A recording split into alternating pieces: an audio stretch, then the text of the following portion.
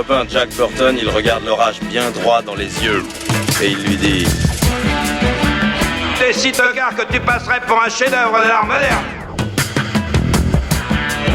Madame, je n'écrirai rien sur ce film, c'est une merde. Merde. Ce sont les gars qui se prétendent normaux qui vous déçoivent. Les dingues, ça ne fait jamais peur.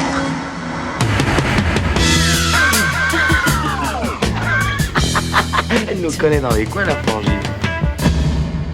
Bonjour et bienvenue dans Sale Temps pour un film, le podcast qui fait la pluie et le beau temps sur le cinéma. Moi c'est Clémence et tous les vendredis je retrouve ma bande de chroniqueurs préférés pour faire le point sur l'actu ciné en se penchant sur la sortie du moment, que ce soit en salle, sur les plateformes de streaming ou pour les sorties DVD et Blu-ray. Avec moi aujourd'hui, j'ai le plaisir d'accueillir Marie. Bonjour Marie. Salut Clémence. Et Stéphane. Salut Clémence. Salut Stéphane. Et puis à la technique, c'est toujours Alain. Salut Clémence. Salut Alain. Et c'est Latex qui s'est occupé de l'habillage sonore. Cette semaine, on va parler de Sorcière. Puisque le remake de Sacrée Sorcière n'est toujours pas sorti, on s'est rabattu sur The Craft Legacy. Ça raconte l'histoire de Lily, une lycéenne solitaire qui débarque dans son nouveau lycée après un déménagement. Pas facile de s'intégrer, mais elle fait la connaissance de Frankie, Tabby et Lourdes, un trio qui pratique la sorcellerie. Et ça tombe bien, elles ont besoin d'un membre supplémentaire pour compléter leur coven. Enfin au complet, la bande de sorcières en herbe vont enfin voir leur pouvoir décuplé. Ce scénario vous dit quelque chose ? Rien d'étonnant à ça, The Craft Legacy est la suite du film The Craft Dangereuse Alliance, sorti en 1996. À l'époque, ça a été un succès auprès du public adolescent, le film se démarquant des teen movies plus classiques avec son atmosphère plus sombre. Il avait été question d'une suite direct-to-vidéo qui finalement était tombée aux oubliettes. Et puis en 2016, Sony annonce vouloir produire un remake du film, mais le projet reçoit un accueil très négatif, autant par les fans que par les acteurs, et le studio arrête de communiquer dessus. Finalement, le projet ressort à nouveau des cartons début 2019, cette fois-ci avec l'idée d'en faire un reboot. Et finalement, c'est une suite qui se déroule de nos jours, réalisée par Zoe Lister-Jones, qui voit le jour, avec au casting des têtes connues, puisqu'on retrouve David Duchovny et Mitchell Monaghan, qui sont de la partie. Alors, cette suite, est-ce qu'elle vaut le coup ? Qu'en pensent nos chroniqueurs ? J'espère que vous avez préparé votre résumé façon pyramide. Si vous deviez donner votre avis sur le film en un seul mot, ça serait quoi ? Alors moi je vais dire bonnes intentions. Bonnes intentions. Très bien. Stéphane, Je vais dire vois Fossoyeur. Fossoyeur. Je vois la petite goutte de sueur. Stéphane, il aime pas ça. Ah mais c'est surtout... Ah si, moi j'aime bien l'idée du mot-clé, tu vois, mais j'aime bien essayer de trouver un truc un peu de genre, je passe sa tête tristesse, dégoût, nullité, tu vois, donc j'essaye de trouver un truc un peu, voilà, que je développe derrière, c'est tout, quoi. Alors, Fossoyeur d'un côté, bonnes intentions de l'autre. Je sais pas si vous êtes d'accord, on va développer ça tout de suite.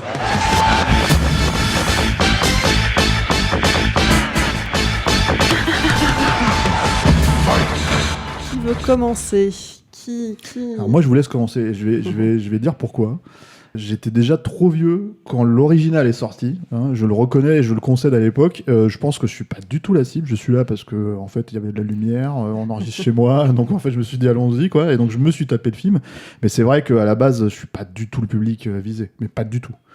Alors, au cas où on en doutait. C'est vrai que pour la petite histoire, on aurait dû avoir Eric Vogel avec nous. Eric Vogel, voilà, qui, comme il le dit lui-même, a une jeune goth de 16 ans au fond de lui. Et du coup, il était parfait pour le film. Il l'attendait beaucoup, mais il n'a pas pu venir. Il avait beaucoup aimé le premier, et malheureusement, il n'a pas pu venir.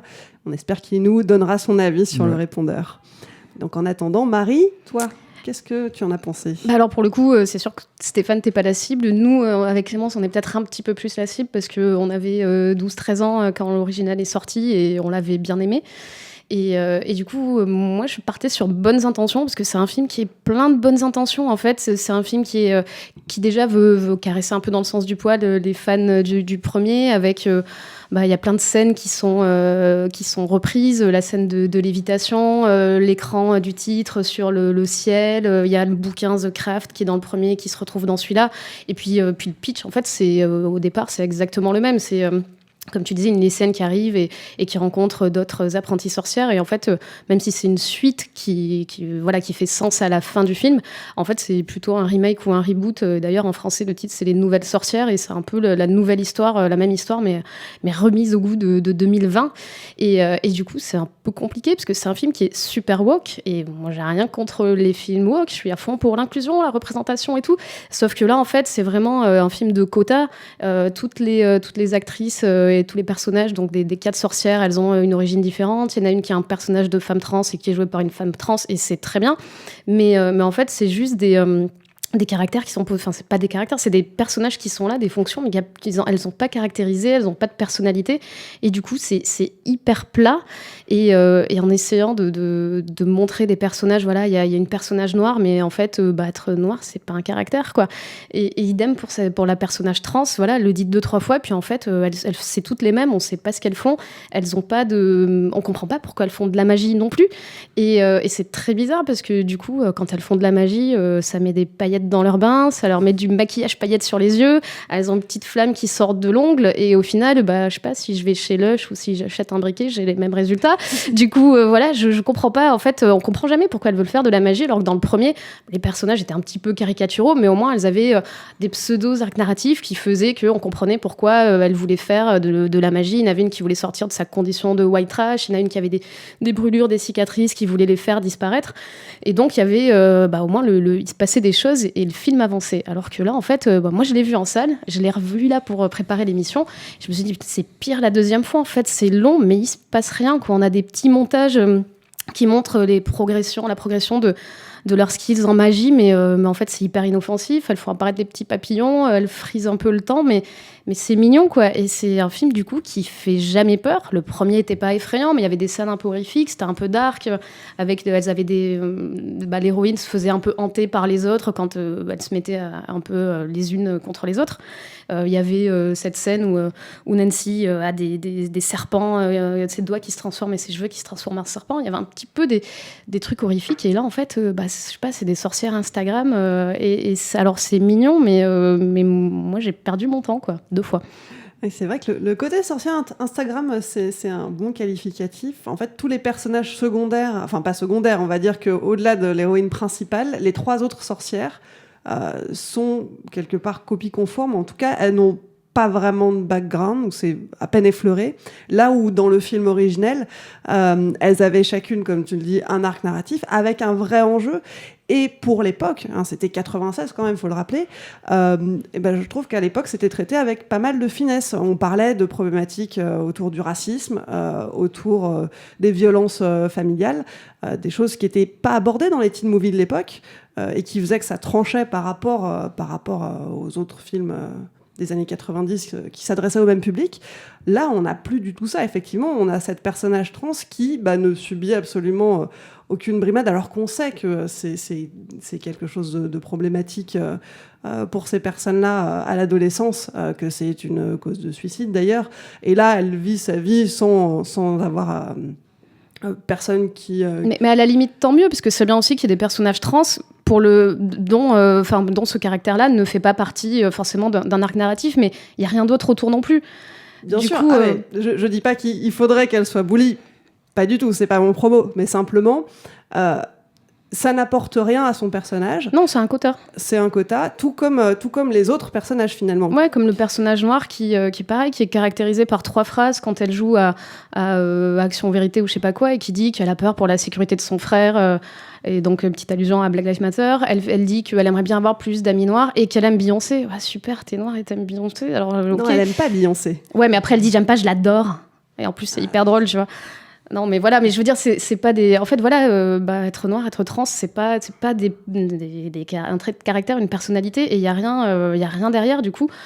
Comme en plus, elles ont pas de problème, parce que vite fait, on nous dit que c'est des outcasts, que c'est un peu les outsiders et tout, mais bah en fait, elles sont pas vraiment bullies au lycée, et tant mieux pour elles, hein, mais C'est parce qu'on les regarde de travers, tu vois. Ouais, on les Quand regarde. elles marchent dans la cafétéria, on les regarde de travers. Ouais, mais je pense qu'elles aiment bien qu'on les regarde de travers aussi, tu vois. Mais non, mais il y a pas de. Ouais, elles sont emmerdées par le mec qui est l'archétype du quarterback douchebag qui se moque de l'héroïne parce qu'elle a ses règles.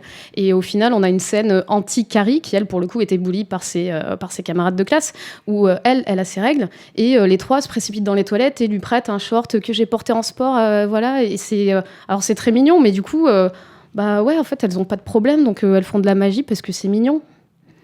C'est vrai qu'elles n'ont pas de réels problèmes dans leur vie à résoudre, contrairement aux héroïnes du premier.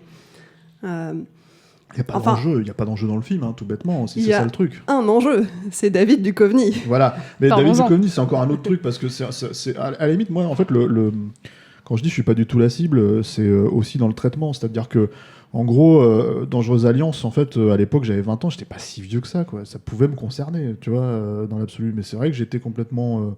je trouvais que ça avait l'air... Enfin, pour moi, c'était un film qui était dans l'air du temps à l'époque, tu vois. Et je trouve que là, la problématique, c'est exactement la même. C'est-à-dire que c'est dans l'air du temps de 2020, comme Dangereuse Alliance était dans l'air du temps de 96. Je me rappelle, mais littéralement, absolument pas du tout de Dangereuse Alliance. C'est-à-dire que je l'ai vu une fois.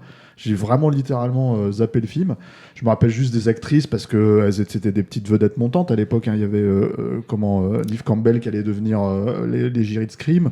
Fairouz Abal qui avait fait quelques films aussi à l'époque. Elle était notamment, je crois, dans Dr Moreau, ce genre de choses, quoi. Mais c'est vrai qu'en fait, en voyant, j'ai revu la bande-annonce après avoir vu celui-là, là, et effectivement, la bande-annonce, en fait, il y a du fantastique. Ouais, il se Et passe là, des y a trucs. rien. Et tu m'as pointé un truc doigt, Marie, en fait, avant qu'on enregistre, ce qui était assez intéressant, c'est que la problématique woke en soi du film, c'est surtout que tu sens que du coup, ça les retient complètement. C'est-à-dire, ils osent plus utiliser, et c'est très vrai, en fait, ce que tu dis, quoi. Ils osent plus utiliser certains trucs, il y a de peur, en fait, éventuellement d'offusquer quelqu'un, en fait, avec, je sais pas, un pouvoir fantastique, un truc qui pourrait vouloir dire quelque chose. Donc, ce qui leur reste, au final, dans le film, c'est d'avoir un masculiniste interprété par Duchovny, déjà, tu prends pas Duchovny pour jouer un rôle comme ça. Enfin, je veux dire, à la limite, je blaguais en regardant le film, parce que je l'ai vu avec Arnaud, mais Arnaud a décliné l'invitation, quoi. Il a refusé même de s'asseoir à notre table. Il s'est dit non, c'est bon. Mais en fait, c'est normal, on n'est pas la cible. Hein. Encore une fois, c'est vrai. Mais le truc, c'est que, en fait, tu prends quelqu'un qui représente vraiment ça dans ce cas-là. Au cinéma, c'est-à-dire tu prends Stallone ou tu prends et encore je dis ça, tu vois le personnage viril, macho, ce que tu veux, etc., tu le prends et tu prends un vrai acteur. Duchovny, il a jamais représenté ça, donc je trouve ça déjà très étonnant qu'ils aillent chercher ce mec-là. Bon, moi Duchovny, j'ai jamais trop déliré dessus non plus, hein, c'est peut-être pour le côté un petit peu fantastique qu'ils l'ont pris, parce que c'est pas juste un mascu, c'est aussi un méchant magicien. Ouais, mais sauf que tu vois, alors ça arrive au bout de 1h Ah, c'est la toute 25 fin du film. alors qu'en fait il reste 10 minutes. Et Du coup, les deux enjeux qu'il y a, c'est comment en fait tu vas gérer ce problématique-là, c'est-à-dire la problématique de Duchovny qui est effectivement présenté comme unilatéralement comme un connard de mec, quoi, macho, ce que tu veux, etc., etc. Tu vois, dans tout, y compris dans son comportement avec les autres garçons, avec tous ces trucs-là, etc., etc. Vous n'êtes pas des faibles, vous n'avez pas intérêt à être des faibles, etc., etc. Tu n'as pas le droit de pleurer. Non, mais tout ce discours, voilà, ce qu'on dit masculinité toxique. Et de l'autre côté, le deuxième enjeu, c'est comment on va raccorder ça avec le film original. Et c'est là, en fait, où, pour moi, on rentre dans l'aspect fossoyeur, en fait, du film. C'est-à-dire que, encore une fois, j'ai pas d'attachement, en fait, à l'original. Donc, quelque part, je peux pas comment dire, je peux même pas dire que je suis choqué par le traitement de cette suite, en fait. Parce que ça se veut une suite, du coup, effectivement. Mais, je vois par contre la démarche de Jason Blum, qui est le producteur, en fait, qui va chercher, en gros, si tu veux, un titre qui a une valeur sur le marché. C'est rappelons ça comme ça. Parce que j'ai vraiment l'impression qu'il le voit comme ça, lui. Et en fait, qui va, essayer de jouer avec, en fait, et de faire finalement un film qui, à mon sens, et c'est la plupart c'est le problème que j'ai avec la plupart de ces productions, va instantanément vieillir, en fait. Encore une fois, moi, j'ai pas revu donc Dangereuse Alliance pour l'occasion, donc de mémoire, je doute que ça passe bien aujourd'hui, mais en fait, le truc, c'est que celui-là, c'est sûr. J'en suis certain, en fait, que dans 15 ans, en fait, les gens, en le regardant, ils se diront, mais Voilà, déjà il a pas plus marché que ça, mais bon, il est sorti en Ouais, période mais, en Covid, fait, on va ici, dire. il est sorti, je crois, juste avant La le veille, deuxième la veille du confinement, 2 jours confinement, avant, un ouais. truc comme ça. Et aux États-Unis, il est sorti direct en VOD, je crois. Ah, c'est direct en Ouais, VOD, voilà. ouais, il a pas fait Mais, de ces petits salles. donc voilà, donc le truc c'est que bon là on va dire c'est un coup pour rien dans la situation actuelle quoi. Mais on peut dire la même chose, c'est-à-dire même si ça a été un carton, son reboot d'Halloween pour moi c'est la même problématique. C'est-à-dire en fait déjà il oublie 40 ans de films derrière que moi j'aime pas particulièrement à part l'original de Carpenter, mais comment dire en disant voilà ça c'est la vraie suite si tu veux, en posant ça comme si c'était un fait, et t'as envie de dire non c'est pas un fait en fait, il y a 40 ans d'histoire avec un personnage en fait qui existe à cause du premier parce que c'était un carton, mais qui est resté dans l'inconscient collectif aussi à cause de toutes les autres suites, bonnes ou mauvaises.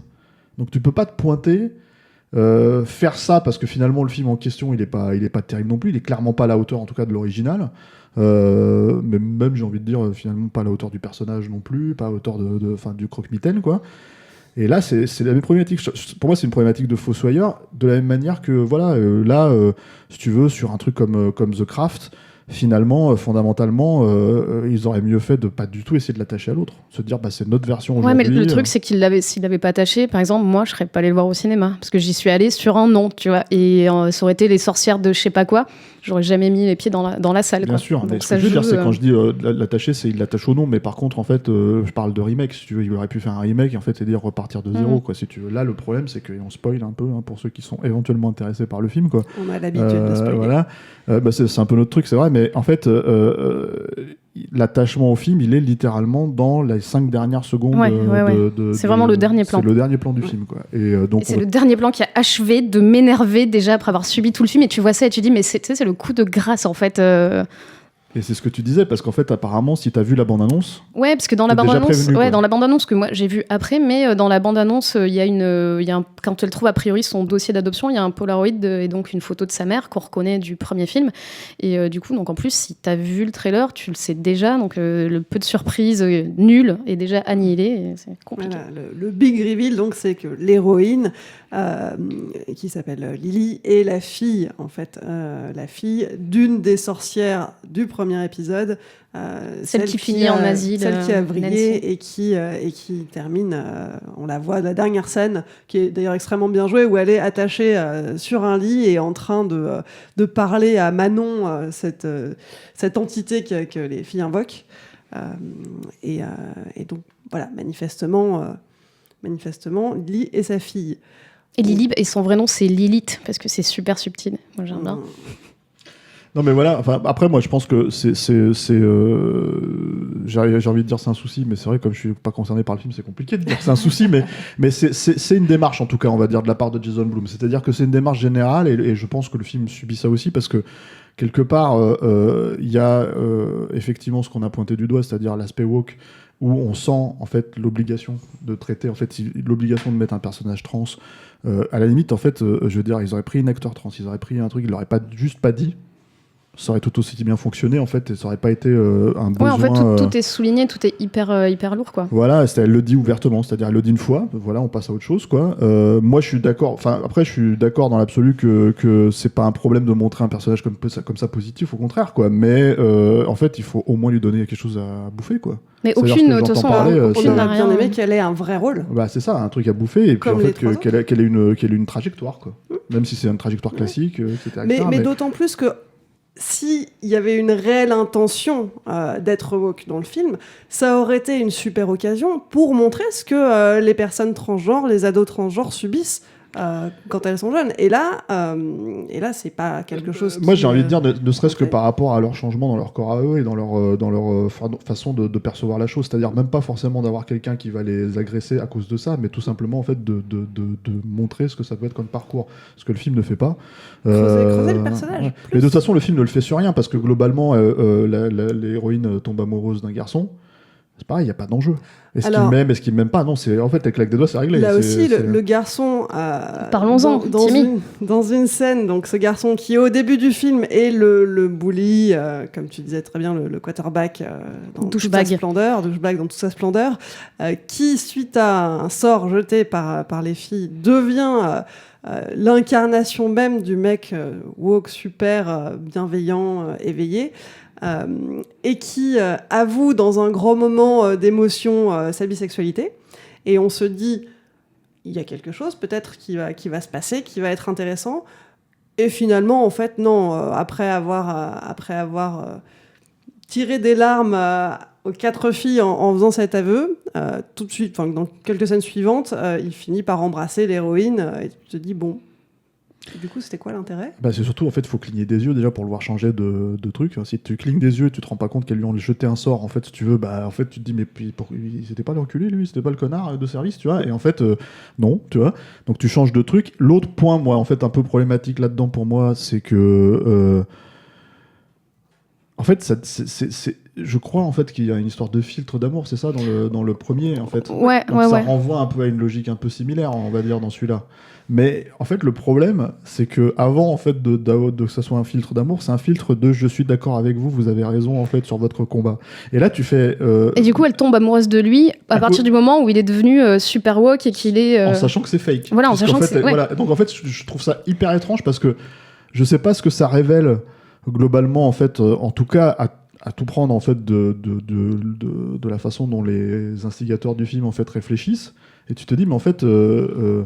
Il n'y a pas de discussion, quoi. Et ça, en plus, si t'es d'accord ou t'es pas d'accord, et en fait, on te met un sort, et si t'es d'accord, là, t'es des nôtres, et en fait, on peut éventuellement t'apprécier, tomber amoureux, blablabla, etc. C'est bizarre, comme logique. Et ça, en plus, c'est l'opposé du premier film, parce que dans le premier film, elle jette un sort, et donc il tombe amoureux d'elle, il la harcèle, il va en bas de chez elle, il l'appelle tout le temps, il lui propose des dates et des trucs, elle finit par accepter, et en fait, au lieu de l'amener au resto, il la coince dans sa voiture, elle s'échappe, il essaie de la violer, machin, et donc elle se rend compte que en fait, je crois qu'elle dit que quand tu jettes un sort, tu reprends 3 fois dans ta face ce que t'as lancé, en gros. Et là, donc. Voilà. Non, mais voilà. Et ça devient un vrai truc. Et pour le coup, ça parle aussi de consentement, de machin. Ce que le film de 2020 essaie d'aborder, mais de manière hyper ridicule, hyper premier degré. Ouais, et puis dans un cours, quoi. Ouais, et puis ce mec-là, du coup, ce personnage de Timmy donc, devient super woke. En fait, il devient plus ou moins le PC principal de South Park. C'est le même type de personnage, sauf que dans South Park, c'est une caricature. Là, c'est un personnage hyper premier degré. Et donc, elle le regarde toute là avec des grands yeux, genre, c'est l'homme parfait. Et j'ai vu une interview de la réalisatrice où elle dit ça aussi, genre, c'est le modèle de l'homme parfait et tout. Et en fait, je dis, ouais, mais en fait, le modèle de l'homme hyper woke, parce que tu l'as juste lavé le cerveau. Et c'est un peu compliqué de dire ça et d'avoir une note d'intention comme ça dans ton film, quoi. Et en plus, avec la lecture du premier, moi je sais que pendant tout le film, je me suis demandé quand est-ce qu'elles vont se prendre un retour de bâton. Quand est-ce que ça va mal tourner. Là, le retour de bâton, c'est du Coveney. Là, pour le coup, je trouve qu'on est dans l'air du temps. Hein. C'est un peu... Mais après, en fait, encore une fois, pour moi, par rapport à ça, c'est...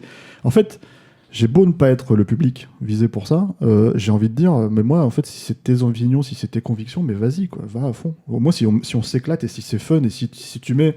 Parce que le problème de Duchovny, c'est que c'est un masculiniste con comme ses pieds, etc., tout ce que tu veux, etc. Mais si c'était drôle, en moins, si c'était satirisé, si c'était un truc en fait qui était hyper fun parce que tu te dis mais tu vois ou même le mec qui serait comme ça dans la vie il se dirait mais non ça c'est pas possible, ça va trop loin, tu comprends pas comment sa mère kiffe ce mec, tu vois, tu déjà, comprends pas, tu vois, ouais. Ça y a pas de sens. Voilà, la scène de morphing où il se transforme en espèce de monstre, c'est la plus belle scène, ça m'a beaucoup fait rire, hein. Ouais, mais c'était pas prévu pour. Ah non, je pense que non. Non, mais là, c'est un gros effet spécial pourri. Enfin, voilà. Mais c'est ce qui est problématique, en fait, voilà, c'est qu'on rigolait avec la phrase que je trouve assez magique d'Eric. En fait, il y a une petite fille goth de 16 ans qui sommeille en moi. Le problème, c'est qu'en fait, il y a aussi ce truc, c'est que c'est pas du tout un film gothique, quoi. C'est-à-dire qu'en fait, en gros, c'est quand même un des éléments, je pense, appelons ça une franchise, puisque c'est comme ça qu'il le voit, hein, Jason Blum. Et c'est quand même un des problèmes du truc, c'est qu'en fait, je pense que à l'époque, The Craft a aussi fonctionné à cause de ça. C'est-à-dire qu'en fait, il fonctionnait sur les deux tableaux. C'est-à-dire, il y a le tableau féministe, mais il y a le tableau, en fait, gothique, fantastique, etc., qui est exploité, moi, je trouve, de mémoire, hein, un petit peu légèrement.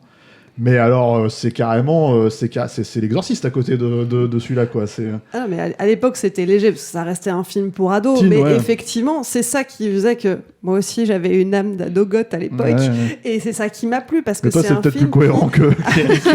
Non, mais c'est un film qui, à l'inverse des teen movies classiques, s'adressait aux misfits. Quand ils disent « les weirdos, c'est nous », la phrase, elle sonne juste, quoi. Voilà, ça sonnait juste. Et moi, je m'identifiais quand j'avais 13 ans. Alors que là, ça fonctionne pas. Puis le film original, je crois qu'il était classé R, et celui-là, c'est clairement un PG-13, et tu vois la différence. En fait, il y a une imagerie un petit peu sombre, des passages un petit peu fantastiques et tout. Là, il y a absolument rien. Puis même, il y a la scène où, en fait, celle qui était le personnage de Rochelle, je crois qu'elle s'appelle dans le premier, qui est le personnage noir, subit le racisme de la blonde, machin, et elle lui jette un sort, et la blonde perd ses cheveux, et pendant tout le film, on la voit dépérir, décrépir et tout, et ça, c'est rien que cette perte de cheveux est plus choquante que tout le film de 2020, quoi. Oui, parce que c'est ça, en fait, tu l'as pointé du doigt, hein, l'utilisation des pouvoirs, mais en fait, c'est vrai, l'utilisation des pouvoirs, c'est tout simplement zapper d'acheter un briquet pour faire cramer L'ongle briquet, c'est le truc du l'ongle briquet, tu vois. Elles font apparaître des coquelicots et des hirondelles, là, ou des papillons, je crois. Des papillons, quoi.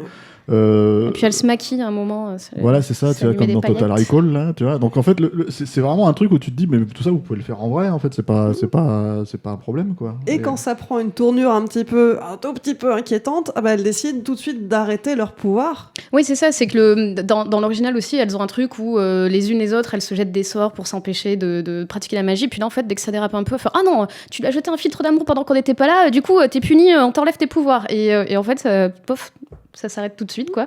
Et c'est là que le grand méchant apparaît. Ah non, c'est même pas ça, c'est elle décide de s'enlever les pouvoirs. Oui, à elle-même. Ouais, c'est genre, on est tellement raisonnable qu'on va s'auto-censurer. C'est les sorcières modèles, en fait. Ouais. C'est chaud.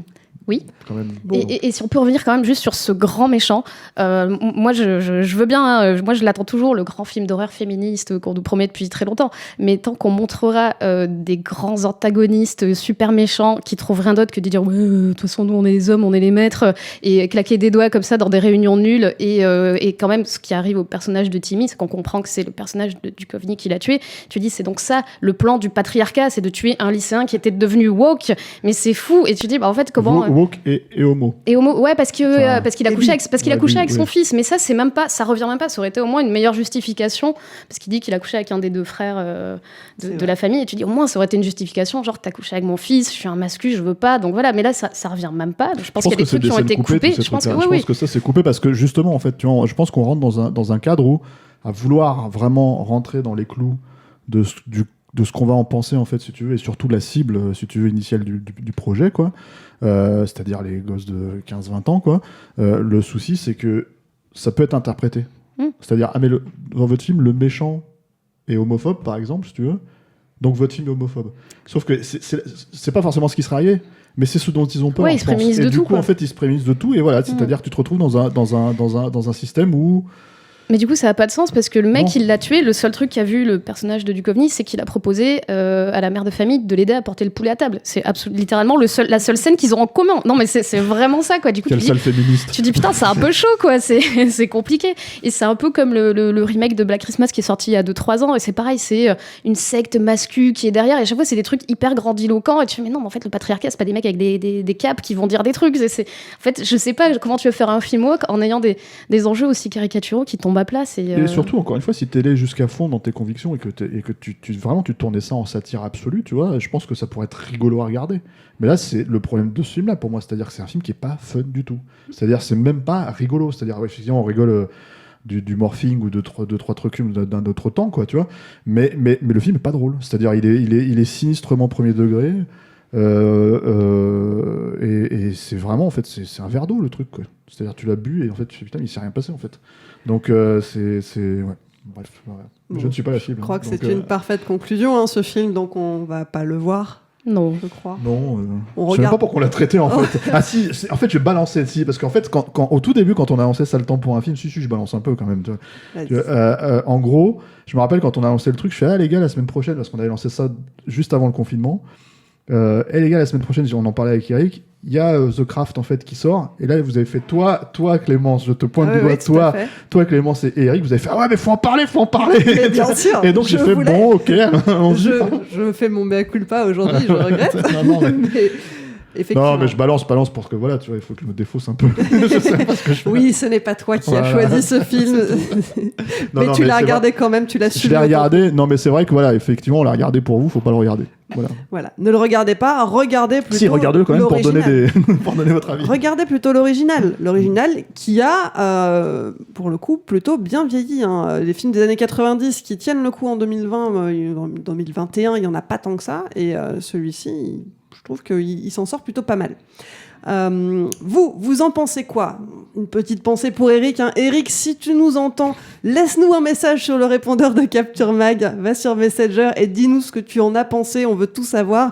Et puis vous aussi, donnez-nous votre avis. Un petit mot, une courte phrase. Laissez ça sur notre Messenger.